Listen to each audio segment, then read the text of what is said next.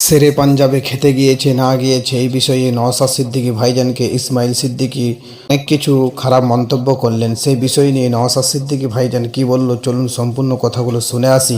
ইসমাইল সিদ্দিকী ঠিক বলেছে কিনা এটা সকলে কমেন্টে জানাবেন, কিছু করে শেয়ার করে সকলকে জানিয়ে দেবেন। শেরে পাঞ্জাবে খেতে গিয়েছি এতটুকু যদি দেখাতে পারে আমি আপনাদের কথা দিয়ে যাচ্ছি, পীর আল্লামা কারি ইসমাইল সিদ্দিকী হুজুরের জুতো নিয়ে আমি আমডাঙ্গাতে ঘুরবো, মাথায় নিয়ে ঘুরবো। ও আমার চাচা জানের একটা বক্তব্য খুব ভাইরাল হচ্ছে, তৃণমূলের বন্ধুরা এটাকে নিয়ে ধেই ধেই করে নাচছে। আমার চাচা জান বলছেন একটা বক্তব্যে, কাকে নাকি শেরে পাঞ্জাবের কোন একটা স্টাফ ফোন করে বলেছে আমার তার ভাইপো তথা নওশাদের সাথে শুভেন্দু অধিকারী গল্প মিটিং করছে, তাই তো? এটা শুনেছেন আপনারা? শুনেছেন তো?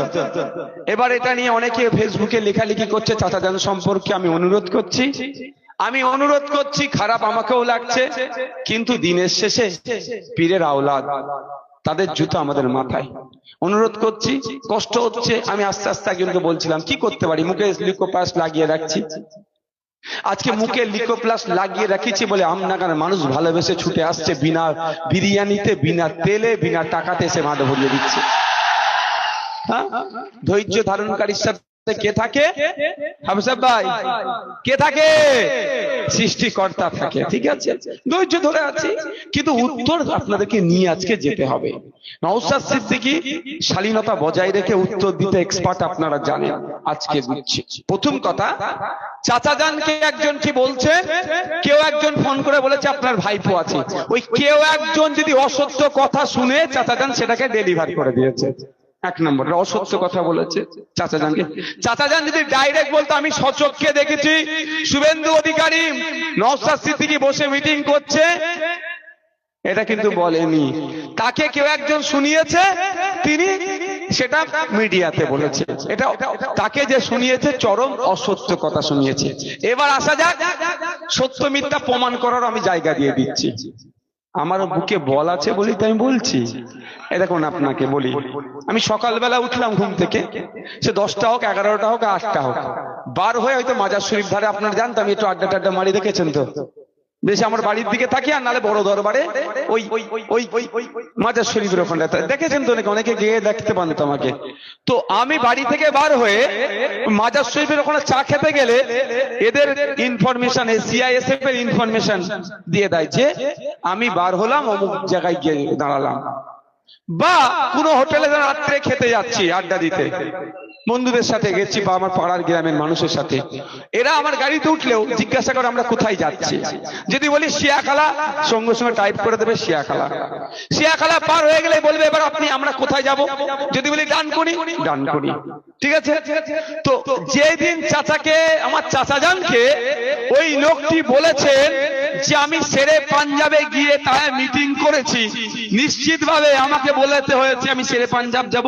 ওখানে গিয়ে কার সাথে গল্প করবো এদের তো জানার দরকার নেই, কিন্তু এটুকু তো জানাতে এদেরকে হয়েছে যে আমি শেরে পাঞ্জাব যাবো, কারণ নিরাপত্তার ব্যাপার থাকে। ওরা ওখানকার থানাকে মেসেজ করবে সিস্টেমে, এদের জিডিতে লেখা থাকে। তাই আমি এখানে চ্যালেঞ্জ করে যাচ্ছি একটা আরটিআই করা হোক। কিসে আরটিআই? এসএসজি নয়টাই হচ্ছে সিআইএসএফ এর হেডকোয়ার্টার, ওখানে আরটিআই করুক। তৃণমূলের বন্ধুরা করতে পারে, এবার যে কেউ করতে পারে। চাচা জানকে জিজ্ঞাসা করুন আপনারা ভদ্রতার সাথে, শালীনতা বজায় রেখে, যে চাচাজি নওশাদ ভাই কোন তারিখে গিয়েছিল একটু তারিখটা বলুন না। ভালো ঠান্ডা মাথায় বুঝবেন, আমি আজকে জবাব দিতে এসেছি। অনেক আমাদের সাথে মিথ্যাচার হচ্ছে, অনেক অনাচার হচ্ছে, কিন্তু আমরা মুখ খুলিনি। এই মানে এই নয় যে আমরা দুর্বল, আমরা জবাব দিতে এসেছি আজকে। জবাবটা আপনারা নোট করে নিয়ে যাবেন। তাহলে কি হবে? যদি বলে 23 এপ্রিল, 15ই আগস্ট, 14ই আগস্ট, বলবে তো কিছু একটা ডেট, সেই ডেট ধরে আরটিআই করুক সিআইএসএফ এর হেডকোয়ার্টার এসএসজি 9টাতে। আরটিআই করলে জবাব দিতে বাধ্য। জিডিতে লেখা থাকে নওশাদ কখন বেরোচ্ছে ঘর থেকে, কখন ঘরে ঢুকছি, টোটাল ইনফরমেশন এদের কাছে থাকে, এবং খাতায় কলমে। এটুকু মাথায় রাখবেন। এখন আমি এদের নজরের মধ্যে আছি, কখন ঘর থেকে বার হলাম আর কখন ঢুকলাম, টোটাল ইনফরমেশন এখানে থাকে। আরটিআই করলে ওই ডেট ধরে মারুক যে এই ডেটে নওশাদ সিদ্দিকীর অ্যাক্টিভিটি কি ছিল, মুভমেন্ট কি ছিল, দেয়া হোক।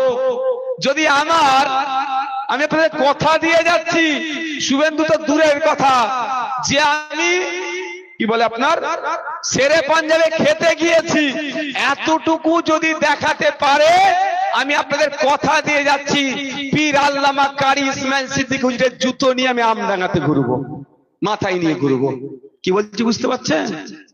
আমার বুকে বল আছে, মোদি মমতা আমাকে জব্দ করতে পারেনি, আর পারবেও না।